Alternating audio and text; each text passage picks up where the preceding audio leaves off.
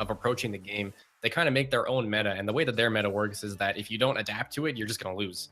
So it's really cool. It's a very, very cool way of playing. I like Saikai as a team. They have a lot of good players. I'm a fan, and I'm hoping they do well in this tournament here. But to do that, they got to go through Rising Moon, who we saw has played very, very strong in their last set versus Quantum. Yep, so starting off the game here with the classic Rapid Blaster trade. That's always the sad situation as a Rapid Blaster. You just sort of point your gun at the enemy Rapid Blaster and you're like, yeah, we're both dead. Meanwhile, actually, I mentioned the vanilla splatter shot in the opening, but Saikai's actually running the temp attack. So they've got the double inkjet action going on here with the machine and the Rapid Blaster as their AoE weapons. Oh, Brandon! Wow, nice turn there with Brandon. That was with very Brandon. good. I think the double inkjet is very, very interesting because like the inkjet in the current meta, like it has its uses, but I don't know if I would ever run 2 inkjets. But that's what they're doing, and they're going to try and make it work. They've got 1 inkjet flying around. It's going to be the Stingray, the classic Stingray trying to take out the inkjet. That's always fun to watch. I like seeing that one. So the thing with inkjet, Saikai they have a pretty good push. I shouldn't say pretty good push going. It's not the best. They need some more map control right now. they've got a good setup. I think they're going to be struggling with the map control. They have a Rapid Blaster and a Sloshing Machine, as well as an Octo Brush. Those weapons they can kind of paint, but not too well. Although it seems to be more or less the same on the opposite side of the map. So both of these teams kind of require some map control, but neither team has the clear advantage when it comes to painting weapons. So I think this is going to be an interesting match. Yeah, so I was about to say before, so with the inkjet, I think part of the reason why it's got such a bad reputation right now is because the nerfs have kind of made it more reasonable, but its strength still lies in these kinds of situations that we're probably about to see we would if the Rapid Blaster wasn't rudely interrupting. But the inkjet is really effective in those kinds of situations where you have an advantage, you want to push that advantage even further. It's kind of like a little bit like the charges in they work best when you have turf control to like limit where the enemy team can go, and then the AoE of the inkjet plus the possibility of the direct hit kill makes it so that it's really, really easy to like just clean up the enemy team. And you can see now it's actually a really good setup developing here for Saikai. 3 down. The last one's the Slosh Machine up on the plat. He can't really do much down there versus a Rapid Blaster who's sitting on towers. So Saikai in a really good position to get a lot of points here. Once you get into this trench with a team comp like theirs, it's going to be difficult for them to actually kind of stop this. They've got a lot of defense from that wall. It's really only the Sloshing Machine that can super contest this, as well as, I guess, the Roller like we just saw. So, no, Rising Moon did actually a really good job stopping that push. Saikai was in a fantastic position, but Rising Moon was able to turn that one into a bad one. So they did a good job resetting that push. Chip's still trying to find some picks in the back line. It looks like he's kind of going uncalled right now. There's need to be a lot of communication coming up from Rising Moon right now. Chip should have been dead a long time ago, but he's not. And now, because of that, Saikai is going to be able to get this push going once again. Yeah, that's classic Chip right there. That's what he always is so good at, is he finds those opportunities to catch people off. And the thing with the Octobrush is, once the Octobrush has caught you, you are basically dead. And a lot of these plays, he's getting. You can actually see Brandon, and this is exactly what I was talking about. Is this a 1.1 inkjet?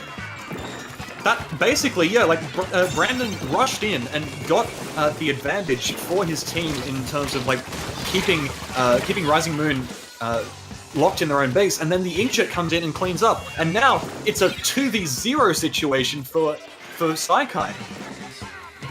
No, it's crazy because like it's exactly as we said. Saikai plays their own meta, and if you don't play the proper way against Saikai, like if you don't have whether it's the experience or the knowledge to try and figure out how they play and like debunk it, you're just gonna lose. It's pretty much that kind of game. Yeah, and we can see the tower's kind of slipping away from them here. They might want to remember 4 down that it's again. Saikai with 2 wipes in a row. This should be a knockout, honestly. It's definitely looking that way, and we can see again the inkjet. The inkjet is so effective when it has basically one angle to look at. Once the enemy team is unable to avoid the inkjet becomes ridiculously strong, and that is exactly how Saikai's played it this whole game long. Well-deserved knockout.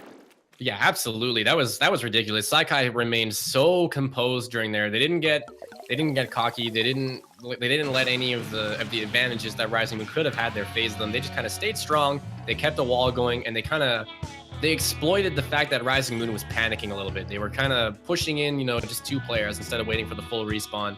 And because of that, they were able to find those picks as they filtered in one by one or 2 by 2. And because of that, they were able to grab that knockout there. But it was all because of that 2 clean team wipes in a row. It was fantastic. They did such a good job finding those picks at the correct time in order to keep that tower moving. And they did it basically 3v4 while 1 player was on the tower. So really, really good work from Saikai there. They just showed that they are a very strong team in the tournament right now. They do not want to stay in losers for too long. Yeah, and I mean, I want to say, like, that game was a knockout. That was not a very long game. Like, it went to, I think, 4 minutes or something. There were, every single person on Saikai had, like, at least 12 kills. I think the Tenatech had 18. You know, that's just goes to show how aggressive they were playing. Every single person on the team was pulling their weight and getting in Rising Moon's face and preventing them from getting any kind of foothold. And that is exactly, you can tell that the way Saikai plays, they know what their strengths are. They're perfectly willing to run the double inkjet that most teams would just, you know, nope all as far away as possible. And you can tell that they understand their win conditions as well. They know the double inkjet is amazing if you can get the super, like, aggressive kind of stance and, like, get ahead of the tower and force Rising Moon to sort of cluster up in their own base. And they played it perfectly. So we'll have to see how they're going to change that for this map. It looks like basically they're just removing, I think, the Octobrush, no, not the Octobrush, the Rapid Blaster for Umbrella, and keeping the double inkjet. Yeah, definitely. And I'd like to point out the last-ditch effort coming out from that Brella at the same time. Fantastic thing on maps like this where it could go to overtime. Maybe not so much on Rainmaker, but I think like Splat Zones here on this map specifically. Last-ditch effort is huge, especially for a Brella, just because of how much like Ink Saber main it gives you. It can keep that Brella going really, really strong.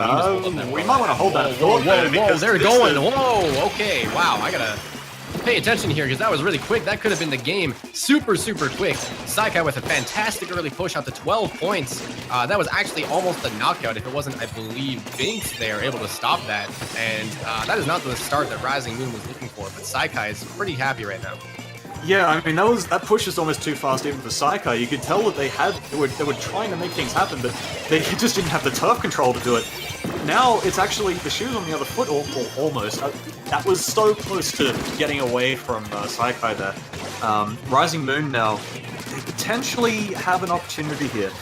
Saikai's really hyper-aggressive team comp is at its weakest when it's defending. Like the double inkjet isn't as good when it's sort of forced to be used in like a sea of enemy turf, and you can kind of see if Saikai's defense flounders at all here, then it could actually very easily go the other way. That was 4 down. I say that, then the machine decides to show up to the game. So yeah, back into Saikai's favor yet again. No, Saikai is doing such a good job right now. They were in like a really weird position there where they kind of didn't really have the most map control. They had enough to work with, and obviously they didn't make it work. They didn't really have the most map control, and Rising Moon was in a good spot to actually defend that and push it out. But no, Saikai actually played very, very strongly. Chip is still going somehow. I don't know how he survived that long. This is interesting. I feel like they got that 12-point push off of a mistake from Rising Moon's part. I don't think they intended it to get that far. Rising Moon just kind of got caught off guard and they got all the way to 12 points. It looked like they kind of went for a similar idea there again, but Rising Moon at this time did not let that happen. They were able to take it out. I'm not sure exactly what they're doing here. There's 2 down on the side of Saikai. They still had to pop the Rainmaker there. I think they could have gotten some more points on the board here if they were just a little bit more coordinated, but it looks like now they've got it going. They've got the paint up there, and they're looking to take this lead right now. It's only Chip. Okay, no, the Rainmaker's going to be taken out by the splatter shot. And Rising Moon, they're in an interesting spot right now. Most of this map is green, and it looks like Saikai just... It's as you said earlier, they have a very weird team composition for defending. They can't really defend that well with their team comp, but if Rising Moon's just going to hand them the Rainmaker like that, they're going to take it. It's going to be not that difficult for them to actually take the game. Yeah, the way Saikai's defending is basically by pushing. I mean, they're making sure that the Rainmaker is wherever possible, starting from Rising Moon side of the map, and then using their aggressive play and their aggressive comp to sort of make sure that Rising Moon has to always play sort of a scrappy kind of style, which the double Inkjet can take full advantage of. And now we see there's, like, even when Rising Moon starts getting kills, they're never really able to make anything of it. And that's partly due to their team comp having 2 blasters, but it's also because Saikai is just constantly making things happen. They're constantly getting picks, they're constantly pairing up and getting kills, and well, this could be huge. The 3 down. Rising Moon has a really good opportunity right now. They're not painting up. Where's Rising Moon's? Where's the support for Binks? It wasn't there. And XYZ was able to take out the Rainmaker as the last person alive after that exchange. That could have been huge. Rising Moon could have had it there, but unfortunately the support wasn't there. And Saikai, there's a minute left in the game. Saikai has control. There's not so much turf in their name, but they're going to change that very, very quickly. And there's 2 players down again on the side of Rising Moon. I think Saikai is looking pretty comfortable right now. Yeah, it was as that push basically ended for the same reasons I was talking about, because when you play against a team like Saikai, who are basically just constantly in your face, it actually gets really hard to keep track of the game, which they're trying to make something happen here, but it's really easy to sort of forget which parts of the map are actually in your control and which aren't. And you can see right now, Saikai has full control of mid, basically, even though the Rainmaker is currently in their half-pipe. Like, that's the kind of thing that keeps teams like Rising Moon that are so sort of experienced actually off balance. It makes them really, like, it screws with their game sense almost. Yeah, and as we can see here, Rising Moon, like, they had a lot of opportunities, but Saikai was just able to completely turn the momentum so quickly that I don't think Rising Moon was even expecting it. Again, as you said, they're a very experienced team, but Saikai, it seems like they were able to change up their game style so much in that game that they caught Rising Moon off guard multiple times. And that's what was able to get them that victory there. Saikai now 2-0 over Rising Moon, looking to advance to the grand finals, or sorry, not the grand finals, the losers semifinals. Yeah, and I can see people in chatter, in Twitch chatter, saying that you know, people are playing so scared. Like, why don't they just push? You got to realize what the effect of Saikai's playstyle does to a team like Rising Moon. Rising Moon's been playing for ages. Like, they've been at the top level of Splatoon for ages. They know how the game works. And then when they play Saikai, they do things that they think are going to work because that's how it's always been. And then suddenly there's an Octobrush in their face coming from behind or something that they never expect. What is this team doing, you know? Exactly. And then suddenly...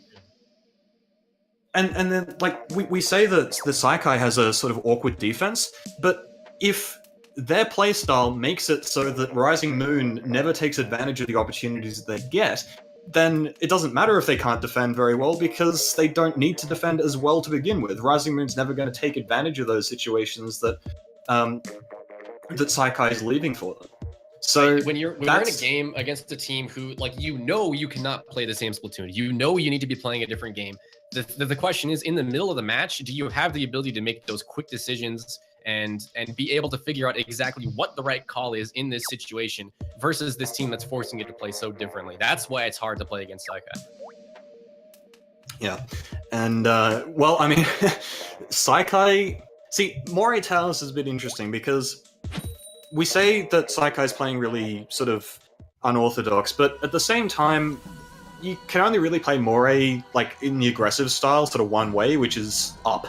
Basically, you just go up into the enemy team's base, and it's a lot harder to kind of keep people off balance. That's a Rapid Pro, and that's an Ink Brush. I'm not sure what this kind of Clan Fiesta is that we're about to see, but it's going to be something special, I'm sure. That is not an Ink Brush. That is not just an Ink Brush. That is an Ink Brush Nouveau.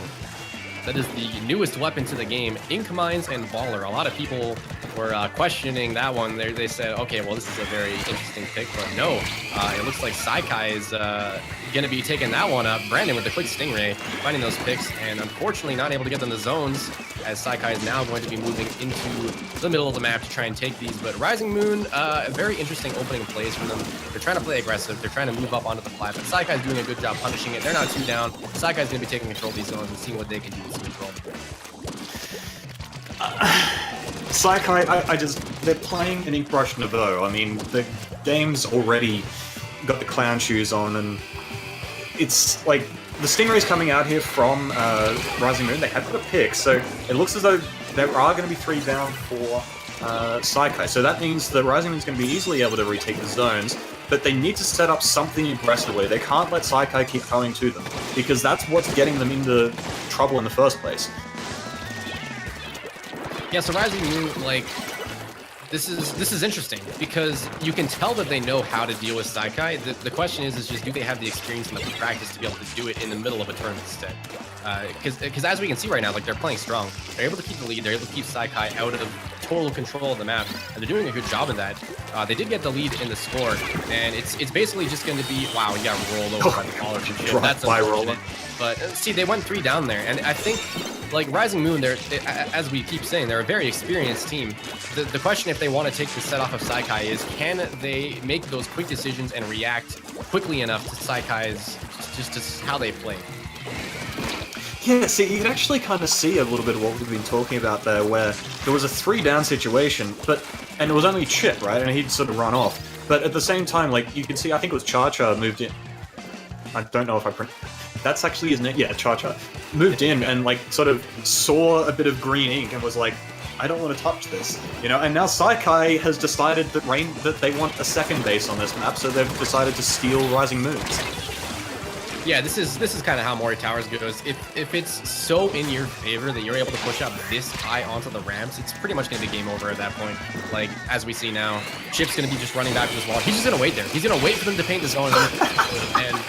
And now all they need to do is just get that zone again, and that's going to be a knockout. Saikai with a very, very convincing last game onto Rising Moon, showing that they are a very strong team right now. Rising Moon couldn't adapt quite quick enough, and they're going to be taking that set 3-0. Rising Moon now out of the tournament, while Saikai moves on to the losers semifinals to face the winner of our next set, which is going to be El Firmament versus Team Olive.